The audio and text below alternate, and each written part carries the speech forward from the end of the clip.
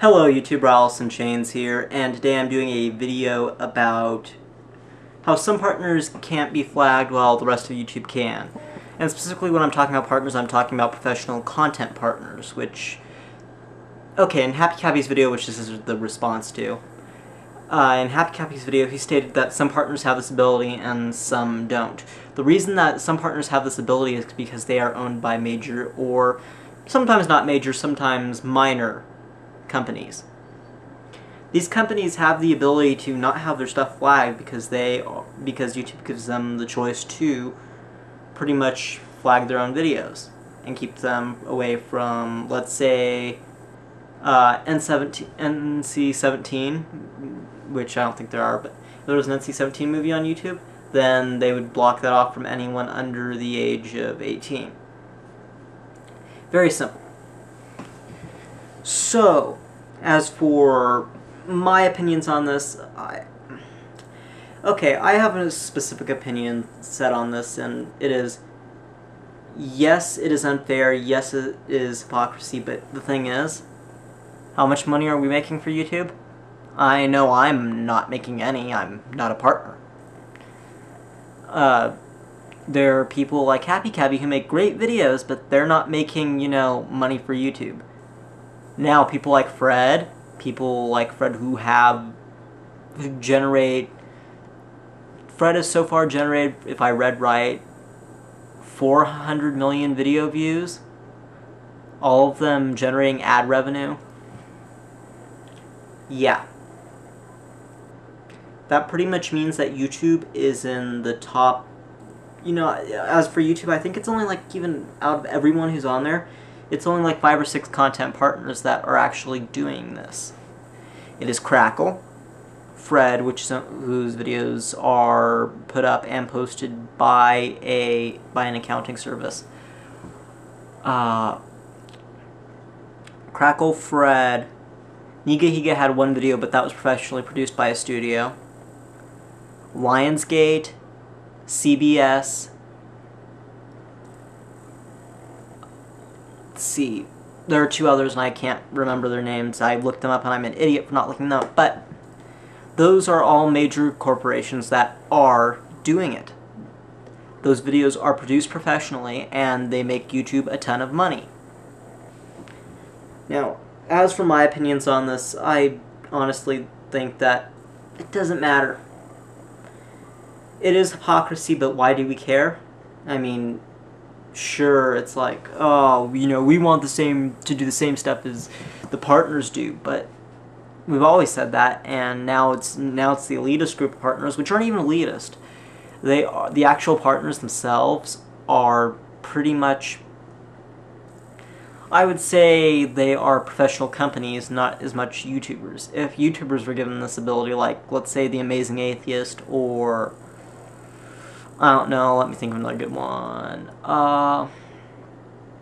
Sexy Phil, I would probably have an objection to that because they are not a professional company. They are making YouTube money, but they are not a professional company, and they shouldn't get the right to be able to post whatever they want on YouTube, while we will not get that same right. In the same sense, though, I don't think it's fair 100% of the way. I mean, of course these can't be flagged because they've already been flagged, or they've been pretty much posted as they are. Overall, though, I think that this is a good and a bad thing for the community.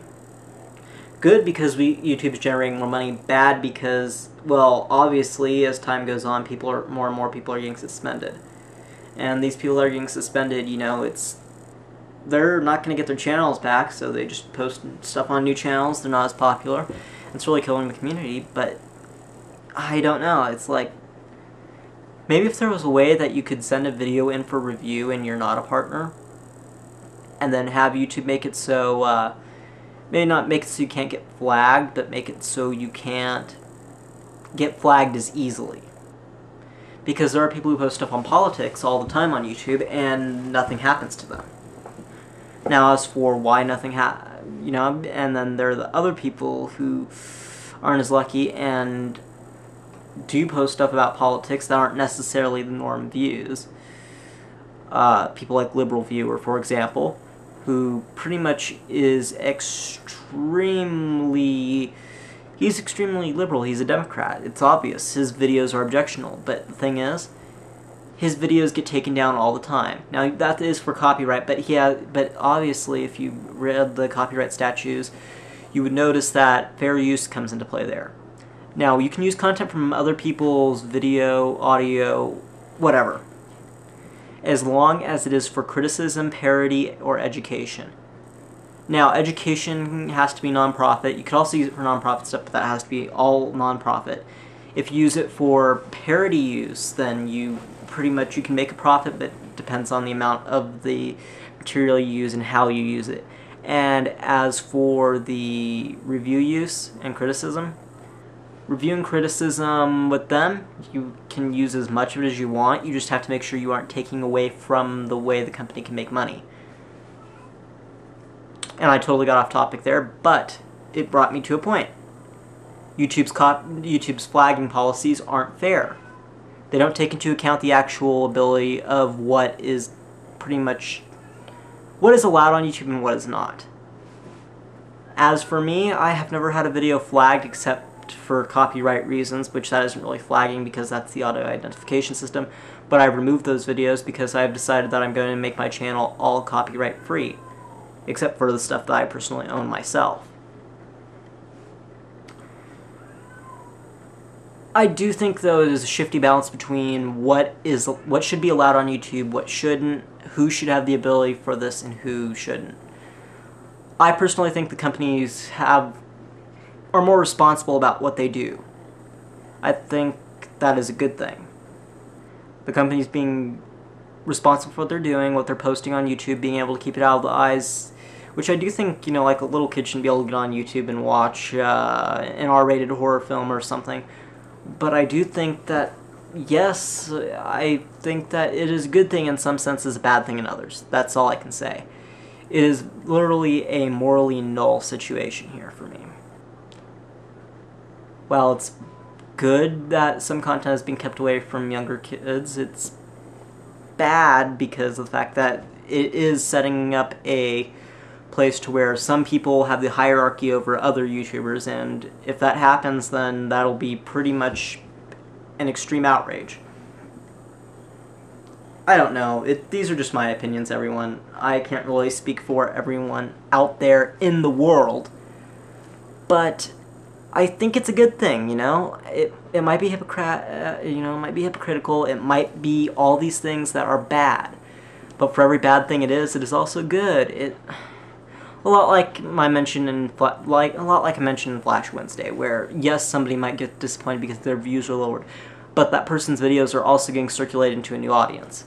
This is the same as where, yes, it is letting companies take responsibility for what they post online, but it's not good because of the fact that other YouTubers aren't given this option, and if they were, they would abuse it.